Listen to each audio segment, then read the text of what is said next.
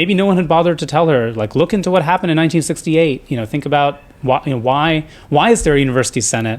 Why is there this kind of at least appearance of shared governance? It's because the university kind of really was damaged by the protests, the very harsh response to those protests in 68, and the alumni kind of disengaging in various ways from the support of the university, and then compounded with the financial crisis in the 70s. This became a real kind of damaged era in the history of the university. And a lot of that was connected to that kind of protest moment. And of course, everyone came to think that the protesters were right in 68 because they were protesting a segregated gym that Columbia was proposing to build in Morningside Park. And of course, it was connected to in 68. Yeah, it was connected to the wider student movement, and there were bigger issues at play. But the bad feelings were lasted for quite a while.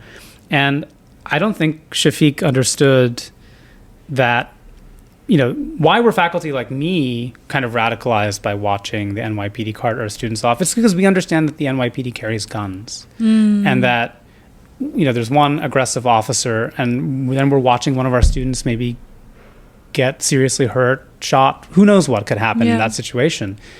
And she's coming from the UK where the normal police don't carry guns and there aren't these kinds of conflicts normally. And she did not, I think it was a real lack of cultural understanding.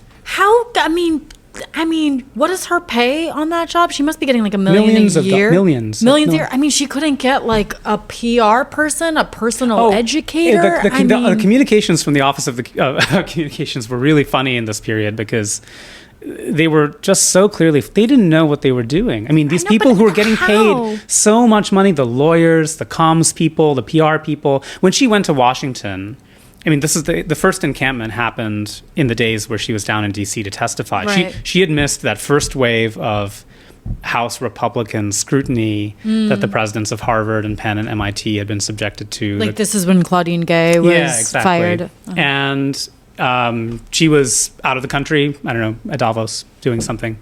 And so they scheduled her for testimony in April. And when she went down, she had gotten all this preparation, and she was flanked by these various people, legal counsel and so on.